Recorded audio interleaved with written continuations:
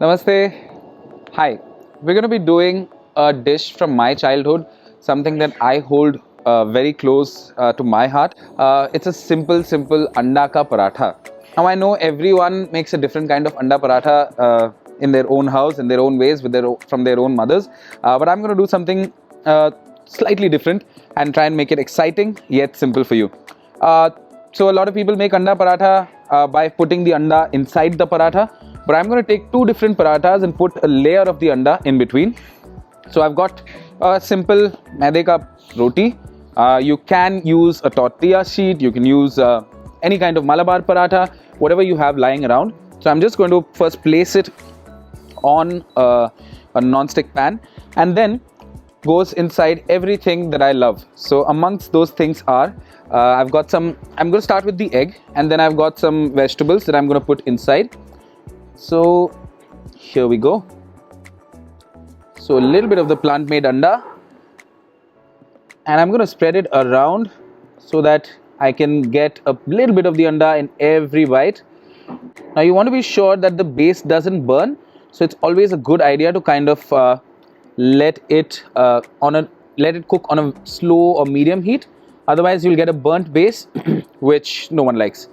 So once I've gotten my egg spread all over the paratha, what I'll do is put my favorite things on top of it. I've got some diced onion, so I've deliberately kept it a little bit thick because I like a good crunch in my anda paratha.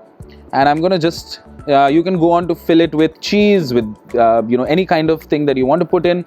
If you're into non-veg, you can put sausages, salami, but I'm going to keep it simple and vegetarian, keeping in line that we're using a vegetarian egg for this.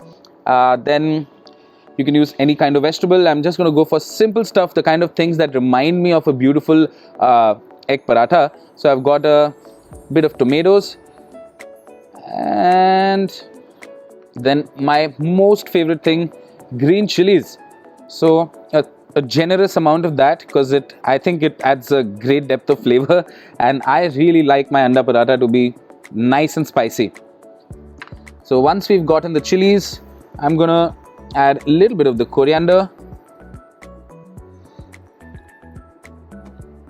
So I really think that a good dash of freshness adds a lot of great depth of flavor into a dish.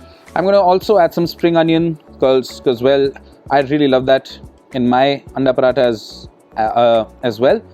And then just to give it another tinge, I'm going to add some ketchup, which is also something from my childhood, which kind of gives it a nice sweetness and a nice balance to the spiciness from the chili. So once we've gotten all the vegetables in, I'm going to season it with a little bit of salt and pepper. If you are into cheese, it's also a very good idea to add a little bit of cheese at this stage, which makes it a beautiful cheesy anda paratha. And then after that, I'm going to take the second paratha. This goes on top, and then I'm just going to press it a little bit so that everything gets spread evenly and then gets stuck to each other. So I'm going to finish this off in an oven and then come back to you and show you how it is. Now that it's cooked on both the sides, I've taken it out of the oven, and then you can check this out. It's a beautiful crust on the outside and a nice soft gooey egg on the inside. And you can eat it like a pizza, dip it in, or you could just make it into a roll and then just munch on your way to work. So that's my version of my homemade anda paratha and how you can make it with the vegetarian anda from PlantMade. So do give it a try, and then write to us and tell us your recipe ideas on what you want to make with the vegetarian egg, and then let us know what you think about how it tasted.